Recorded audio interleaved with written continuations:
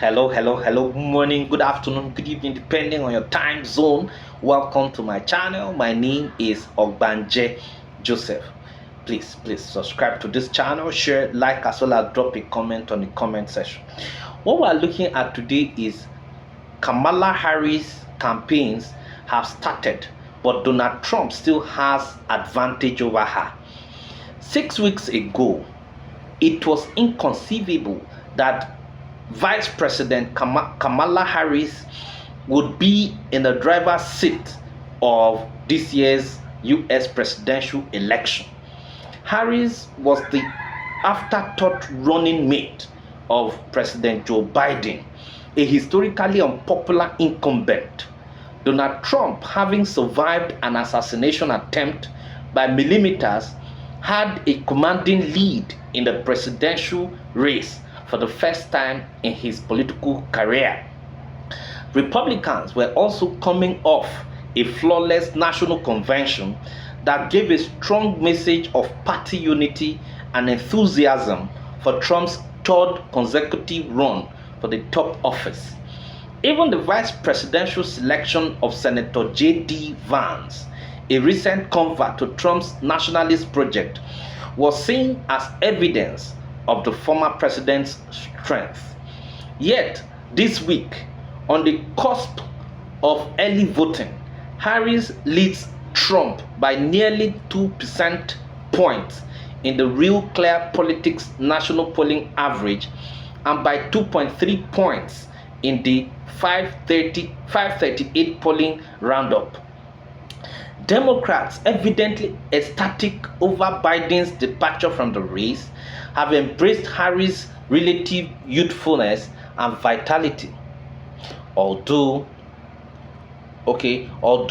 she has a strong progressive track record, Harris' popularity has soared as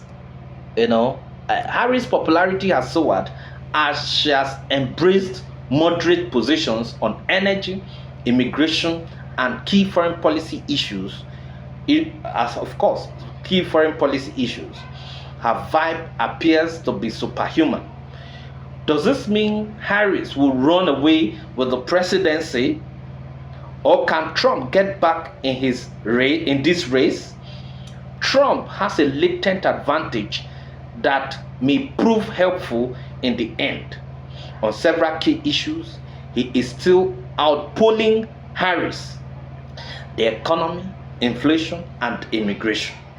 With Harris winning the vibes context, Trump needs to break through with voters on these public policy matters. Trump will have the opportunity to do just that in the first presidential debate on September 10th. To reframe the race in his favor, he will have to show that Harris has herself shifted position on immigration and energy policy. In her only media interview since becoming the Democrats' presidential nominee, for instance, Harris said she no longer supported a ban on fracking, which she had backed in 2019. But can Trump manage this? So far, he has not demonstrated the discipline required to make this a race on policy. He appears to be more interested in competing on the vibes front, discussing who is better looking, Harris or himself, or who is attracting the biggest crowds to their speeches. Trump's top campaign advisors this year, Susie Wiles and Chris LaCavita, are a more accomplished and disciplined team that he has ever had.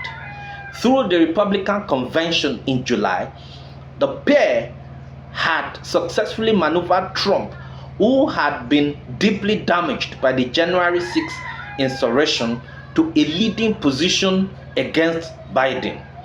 They orchestrated a near sweep of talented Republican challengers in the primaries and kept Trump's focus on the issues that mattered to voters.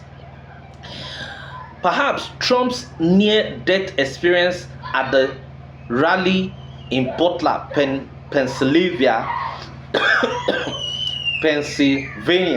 in July has made him want to do things his way. Perhaps he is tired of being managed. Perhaps he is alarmed by Harris' gravity-defying rise in the polls. In any case, he needs to return to focus. He needs to return to a focus on the policy issues where he connects with voters to get back on top of his race. Thank you very much.